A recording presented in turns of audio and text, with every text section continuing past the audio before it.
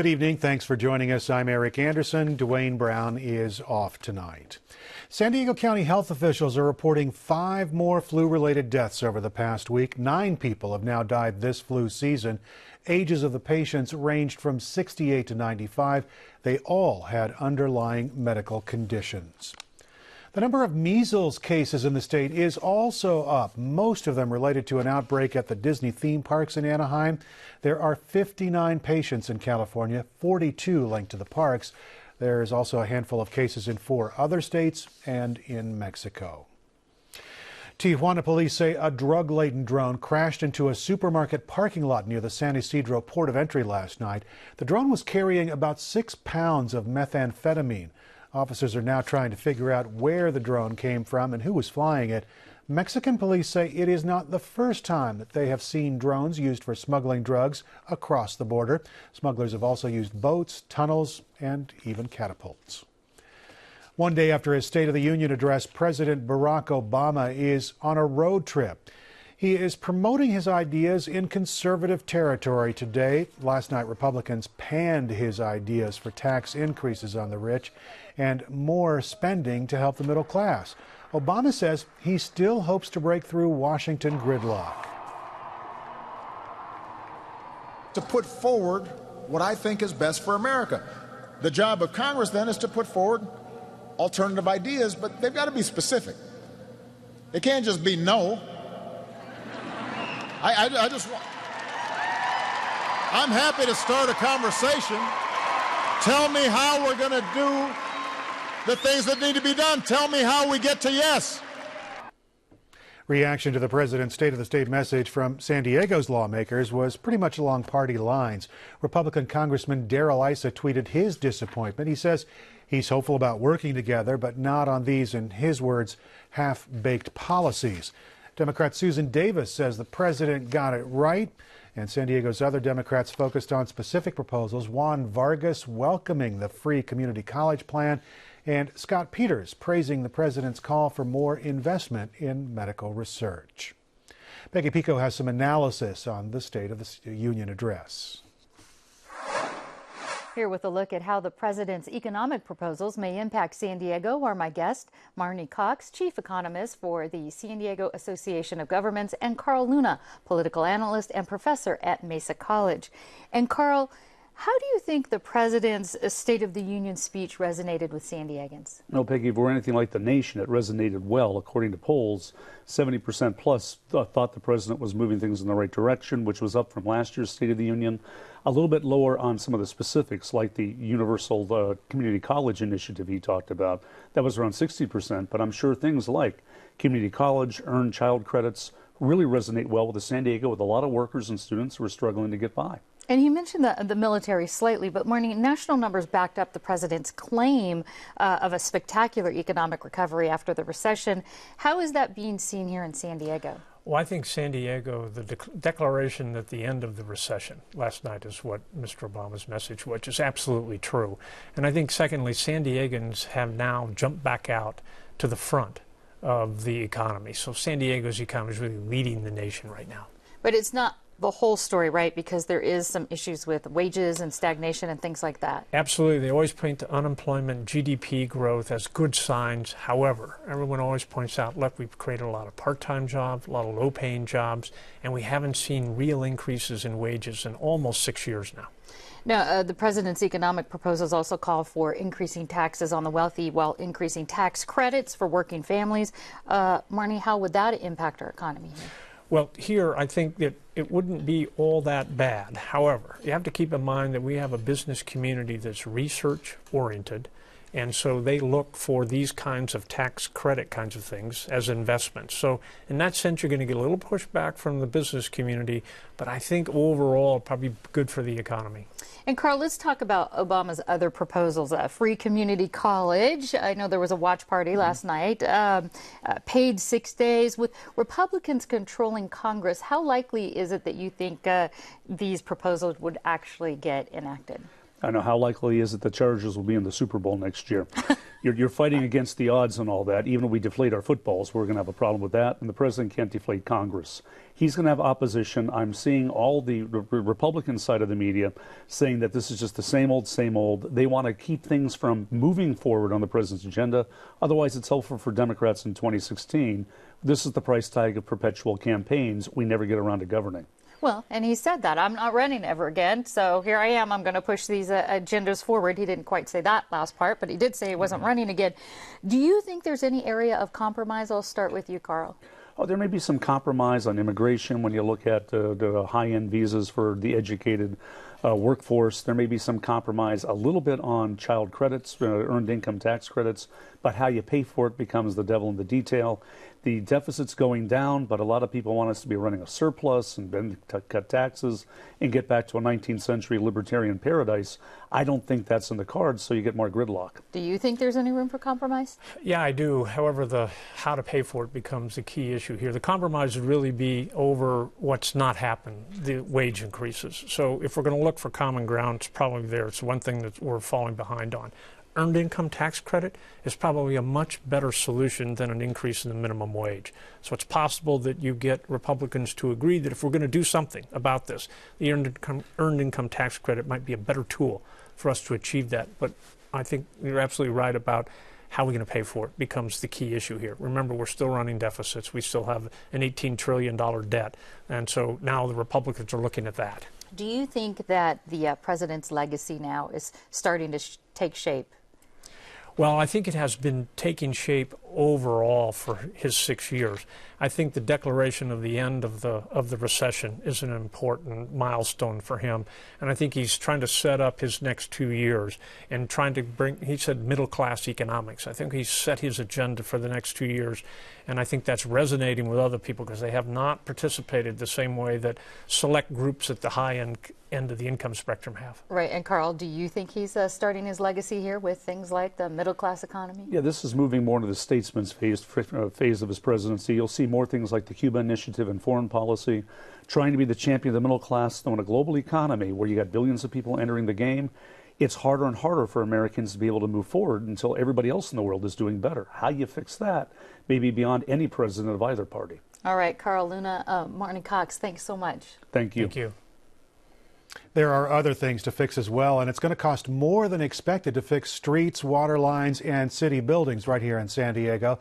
A new report puts the total at nearly $4 billion. KPBS reporter Taryn Mento joins us from the newsroom. Taryn, talk to me about this report. What does it actually say? Eric, this is the first comprehensive look at what repairs the city needs. It includes everything from roads to the stormwater system and even streetlights. But it also identifies funding gaps. Over the next 5 years, the city will need close to $4 billion in repairs, but it only budgeted for about $2 billion. And how will the city fill that funding gap? That's a big question. The City Council Infrastructure Committee heard a second report today that discussed ideas. But committee chairman Mark Kersey says specifics are still to come.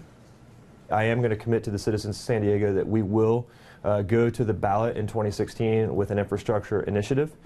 We don't know what that will look like, but it will be a plan of finance for how we're going to pay for all these repairs that we know are needed. So we're going to be voting on this soon. What's the next step to address this issue? Well, Kersey says the money that the city does have will go towards streets first, so San Diegans should see some of that work soon. But he also wants to speak with community members to find out what projects they want done first. And the mayor has said he'll introduce reforms to streamline how the city gets projects done. KPBS Metro reporter Taryn Mento. Thanks, Taryn. The city of San Diego appears to be flunking out when it comes to protecting its citizens from the harmful effects of smoking. The latest report card from the American Lung Association gives San Diego a D. KPBS health reporter Kenny Goldberg joins us now from our North County Bureau. Kenny, why did San Diego get such a lousy grade?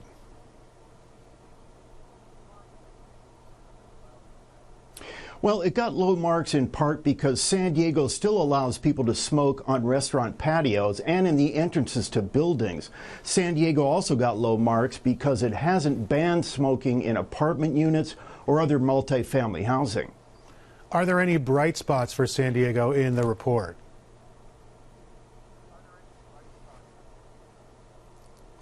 Yes, there are. Since 2013, the city of San Diego, the county, and 10 other local cities have all passed restrictions on e-cigarettes. And they did this in absence of any kind of statewide restrictions on electronic cigarettes. And what kind of a grade does the American Lung Association give California?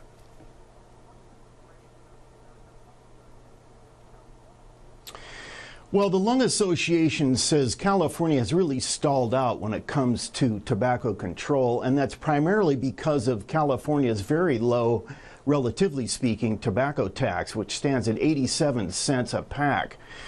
Now, it's the 33rd lowest tobacco tax in the nation. It hasn't been raised since 1999, and tobacco control advocates say that's a real big problem in California.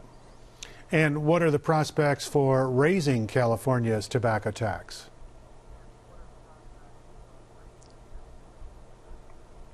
Well, there's been a coalition formed with the American Lung Association, the California Medical Association, and some other partners, and they're pushing to raise the tobacco tax by $2 a pack, either through the legislature or they're thinking about floating a ballot initiative on the November ballot.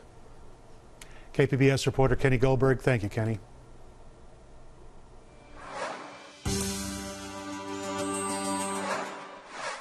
It's been a year since federal prosecutors accused a Mexican tycoon and others of illegally donating money to the San Diego mayor's race. Donations benefited former Mayor Bob Filner and also District Attorney Bonnie Dumanis. KPBS investigative reporter Amitha Sharma says that a key question now is whether the government has enough evidence to bring charges. Prosecutors allege that Mexican businessman Jose Susumo Azano Matsura contributed $340,000 through straw donors to Filner's mayoral bid in 2012.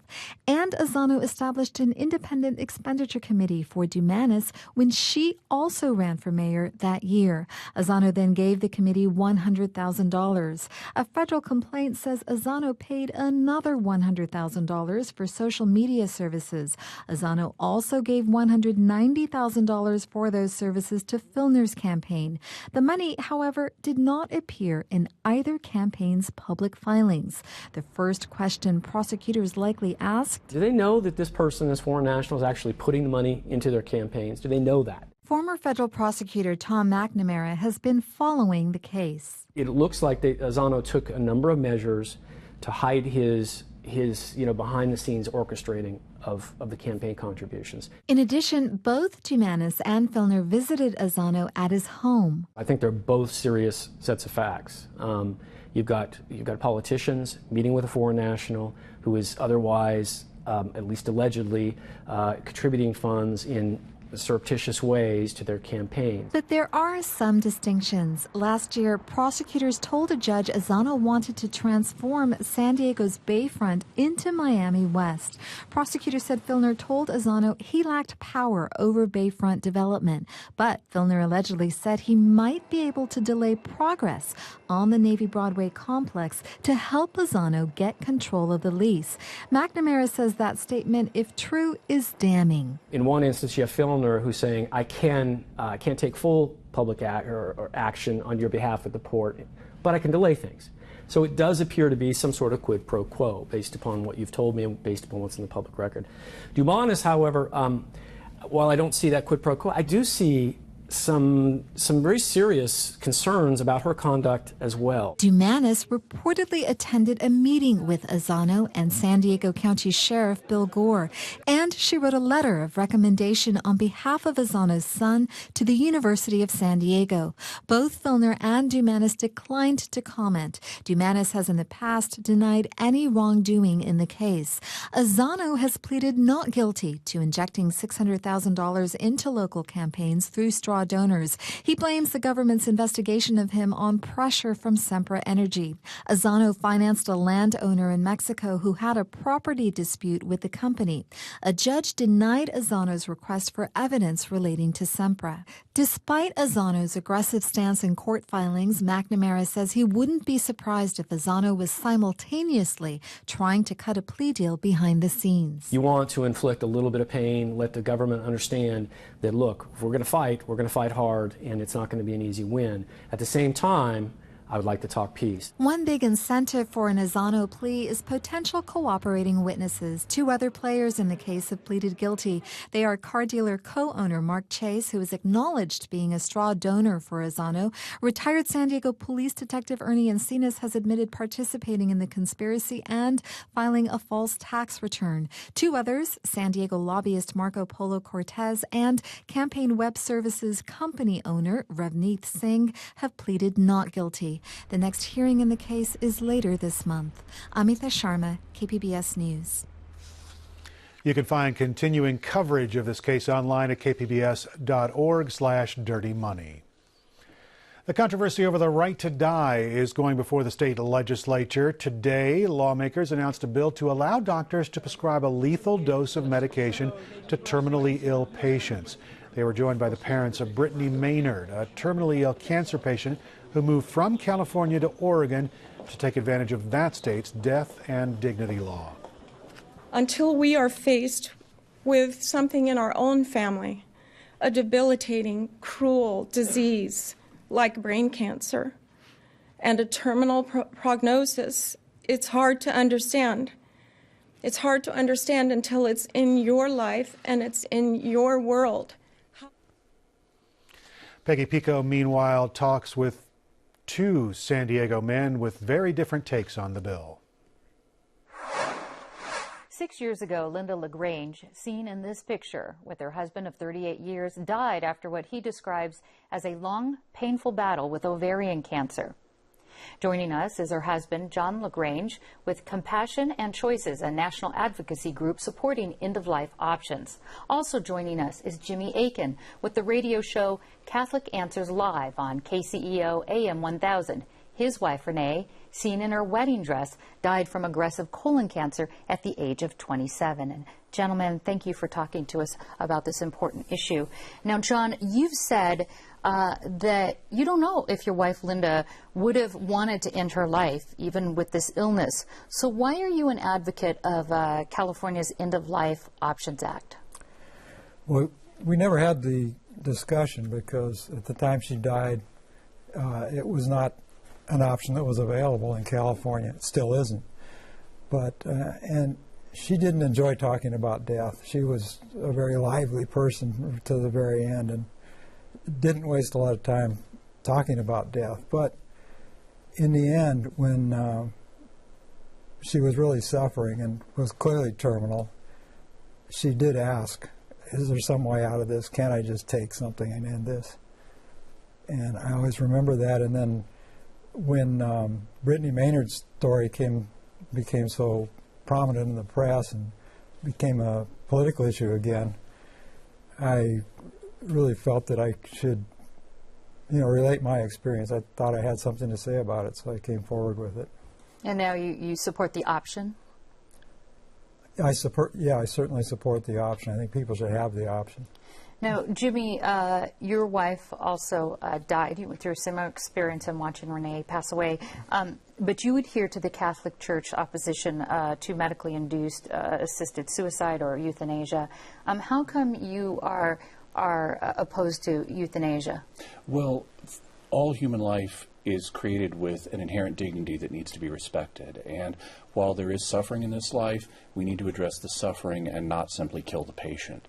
In my wife's case, she was in a position where she was dying of cancer, and she had an experience that really makes me concerned for other people when you have this physician-assisted suicide provision as part of the law. It can end up turning on the most vulnerable, people who are facing the end of their lives, and they can be pressured to end their lives. My own wife, even without assisted suicide on the books, was pressured in subtle ways by medical professionals to not use the treatment options that were available to her and to just go ahead and die. And when she was confronted with that fact, she said very clearly, I want to live. But a lot of people in that very vulnerable state may not have the strength, and they may be convinced by doctors or counselors or other people that they should just go ahead and die for the sake of their families or to save money or something like that. And that devalues our intrinsic human dignity. And that's why we should keep doctors as healers and not as killers. Do you think, John, that your wife in her condition it could have made that decision? That's a difficult decision to make. Well, absolutely, she could have. Each case is different, I'm sure, but the way these laws are set up, for instance, in Oregon, where it's been in effect for 20 years, the decision has to be made by a mentally competent person, and I think there's enough safeguards in there that it's not made under duress, and there's so many chances to change your mind, even if you want this as an option. Doesn't mean you have to use it. And in Oregon, quite a few people actually get the prescription and end up not using it. If they reach the point where they feel that they can go through with it without needing the sedative, they don't use it. That happens often. Let me ask Jimmy about that. So Oregon has had this for 18 years on the books. There doesn't seem to be a big push there. A whole lot of people aren't flocking to Oregon to kill themselves under this law. So what is your response to that? That maybe it isn't a law that would be abused? One person killing themselves when there are better options is too many. Also, if you look at the end point of what this does to society when you foster a culture of death in the medical profession, you end up with very dramatic and disturbing circumstances. In Belgium, for example, where they've had assisted suicide for a long time, a recent study indicated that 32%, or basically a third, of all patient terminations were not even requested. Even here in the United States, back in the 80s, one of the major medical journals ran an article anonymously from a doctor who, on his own, took it upon himself to kill a patient without asking anybody. That culture of death in the medical profession is very dangerous, and we have to have safeguards against it. And certainly these laws, have safeguards, John, as you mentioned, as far as there's counseling, you have to be considered competent before these laws, and you can refuse to deal this. Now, field polls indicate that Californians support death with dignity laws by a 2-to-1 margin. But this type of legislation has failed before. And John, I'll start with you. Do you think there's enough support for it now? Are enough people dealing with this or seeing how it's been working out in other states? It seems different to me this time. It seems like it's gotten a lot more attention. Brittany Maynard's case has really brought it into the forefront. A lot of people saw her struggle with it, and she was a very good face and really presented the arguments well. I think more people are aware of it. And let's face it, the baby boomers are all facing this now. So it's more in front. And the more people know about it, I think, the more they're going to realize that this is a good option to have. And I do have to wrap with this because we're out of time. Jimmy, do you think the Catholic Church will campaign against passage of the End of Life Options Act here in California? The Catholic Church will definitely stand up for life. And the polls you cite depend on the way you phrase the question. If you say, should people have death with dignity? They'll say yes. If you ask people, should doctors be involved in killing patients? They'll say no. Sure. Sure. All right. Jimmy Akin and John LaGrange, thank you so much for sharing your stories with us. Thank you. Thank you.